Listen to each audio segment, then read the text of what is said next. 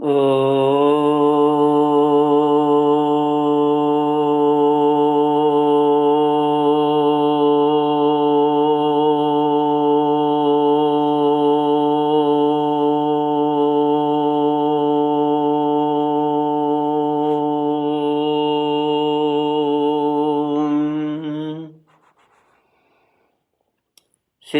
गुरुचरण कमलेभ्यो नमः। श्री गणेशाय नमः। श्री सरस्वत्यै नमः। श्रीमद्भागवत भगवान की जय। श्री कृष्ण गोविंद हरि मुरारे, हे नाथ नारायण वासुदेव। श्री कृष्ण गोविंद हरि मुरारे, हे नाथ नारायण वासुदेव।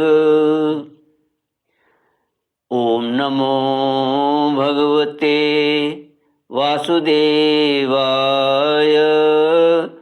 ओम नमो भगवते वासुदेवाय।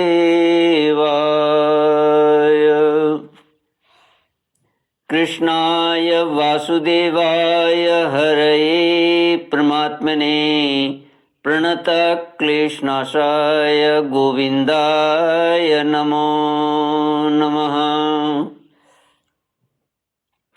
सच्चिदानन्दरूपाय विश्वोत्पत्त्यादिहेतवे तापत्रयविनाशाय श्रीकृष्णाय वयं नमः।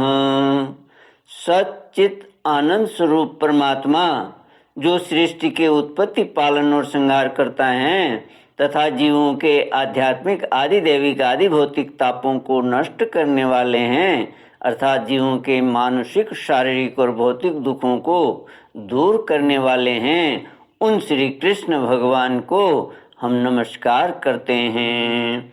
श्री कृष्ण गोविंद हरे मुरारी, हे नाथ नारायण वासुदेव। श्रीमद्भागवत द्वादश स्कंद अथ पंचमोऽध्यायः। श्रीशुक उवाच अत्रानुवर्ण्यते भीक्ष्णं विश्वात्मा भगवान् हरि, यस्य प्रसादजो ब्रह्मा रुद्रक्रोधसमुद्भवः। त्वं तु राजन्मरिष्येति पशुबुद्धिमिमां जहि, न जाता प्रागभूतोऽद्य देहवत्त्वं न नङ्क्ष्यसि, न भविष्यसि भूत्वा त्वं पुत्रपौत्रादिरूपवान्, बीजाङ्कुरवद्देहोऽद्यैर्व्यतिरिक्तो यथा नल। 12वां स्कंध पंचमोऽध्याय, 5वां अध्याय। श्री सुखदेव जी का अंतिम उपदेश। श्री सुखदेव जी कहते हैं, प्रिय परीक्षित, इस श्रीमद् भागवत महापुराण में बार बार और सर्वत्र विश्वात्मा भगवान श्री हरि का ही संकीर्तन हुआ है। ब्रह्मा और रुद्र भी श्री हरि से पृथक नहीं है, उन्हीं की प्रसाद लीला और क्रोध लीला की अभिव्यक्ति हैं। हे राजन, अब तुम यह पशुओं की सी अविवेक मूलक धारणा छोड़ दो कि मैं मरूंगा, जैसे शरीर पहले नहीं था और अब पैदा हुआ है और फिर नष्ट हो जाएगा, वैसे ही तुम भी पहले नहीं थे, तुम्हारा जन्म हुआ, तुम मर जाओगे, ये बात नहीं है।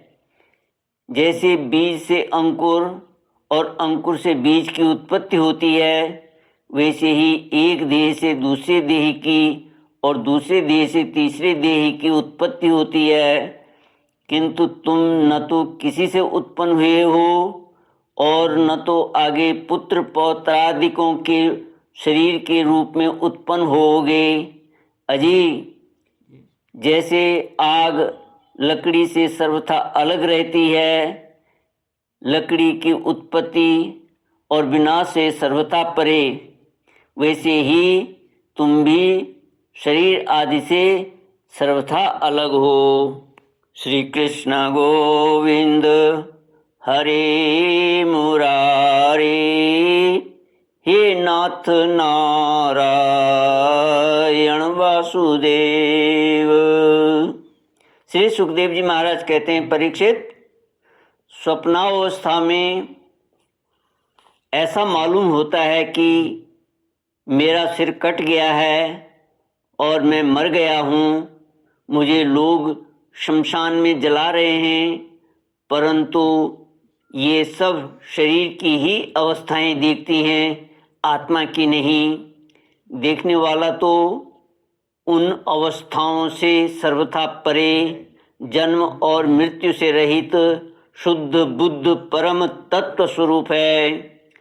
जैसे घड़ा फूट जाने पर आकाश पहले की ही भांति अखंड रहता है, परंतु घटाकाश ताकि निवृत्ति हो जाने से लोगों को ऐसा प्रतीत होता है कि वह महाकाश से मिल गया। वास्तव में तो वह मिला ही हुआ था। वैसे ही देहपात हो जाने पर ऐसा मालूम पड़ता है कि मानो जीव ब्रह्म हो गया। वास्तव में तो वह ब्रह्म था ही। उसकी अब्रह्मता तो प्रतीति मात्र थी। मन ही आत्मा के लिए शरीर, विषय और कर्मों की कल्पना कर लेता है और उस मन की सृष्टि करती है माया। वास्तव में माया ही जीव के संसार चक्र में पड़ने का कारण है। जब तक तेल रखने का पात्र, बत्ती और आग का संयोग रहता है, तभी तक दीपक में दीपकपना है। वैसे ही उनके ही समान जब तक आत्मा का कर्म, मन, शरीर और इनमें रहने वाले चैतन्याध्यास के साथ संबंध रहता है, तभी तक उसे जन्म मृत्यु के चक्र संसार में भटकना पड़ता है और रजोगुण, सत्वगुण तथा तमोगुण की वृत्तियों से उसे उत्पन्न, स्थित एवं विनष्ट होना पड़ता है। परंतु जैसे दीपक के बुझ जाने से तत्व रूप तेल का विनाश नहीं होता, तत्व रूप तेज का विनाश नहीं होता, वैसे ही संसार का नाश होने पर भी स्वयं प्रकाश आत्मा का नाश नहीं होता, क्योंकि वह कार्य और कारण, व्यक्त और अव्यक्त सबसे परे है। वह आकाश के समान सबका आधार है, नित्य और निश्चल है, वह अनंत है। सचमुच आत्मा की उपमा आत्मा ही है। हे राजन, तुम अपनी विशुद्ध एवं विवेकवती बुद्धि को परमात्मा के चिंतन से भरपूर कर लो और स्वयं ही अपने अंतर में स्थित परमात्मा का साक्षात्कार करो। देखो, तुम मृत्युओं की भी मृत्यु हो, तुम स्वयं ईश्वर हो। ब्राह्मण के शाप से प्रेरित तक्षक तुम्हें भस्म न कर सकेगा। अजय, तक्षक की तो बात ही क्या, स्वयं मृत्यु और मृत्युओं का समूह भी तुम्हारे पास तक न फटक सकेंगे। तुम इस प्रकार अनुसंधान चिंतन करो कि मैं ही सर्वाधिष्ठान पर ब्रह्म हूँ, सर्वाधिष्ठान ब्रह्म मैं ही हूँ। इस प्रकार तुम अपने आत्म को अपने वास्तविक एक रस अनंत अखंड रूप में स्थित कर लो। उस समय अपनी विषैली जीभ लपलपाता हुआ, अपने होंठों के कोने चाटता हुआ तक्षक आए और अपने विषपूर्ण मुखों से तुम्हारे पैरों में डस ले। कोई परवाह नहीं, तुम अपने आत्म स्वरूप में स्थित होकर इस शरीर को और तो क्या सारे विश्व को भी अपने से पृथक न देखोगे। आत्मस्वरूप बेटा परीक्षित, तुमने विश्वात्मा भगवान की लीला के संबंध में जो प्रश्न किया था उसका उत्तर मैंने दे दिया। अब और क्या सुनना चाहते हो। श्री कृष्ण गोविंद हरे मुरारे, हे नाथ नारायण वासुदेव। इति श्रीमद्भागवते महापुराणे पारमहंस्यां संहितायां द्वादश स्कंदे ब्रह्मोपदेशो नाम पंचमोऽध्याय।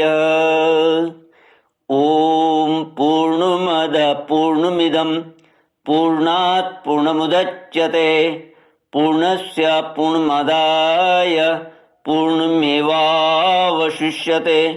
ओम शांति शांति शांति। हरि ओम श्री गुरुभ्यो नमः। हरि ओम।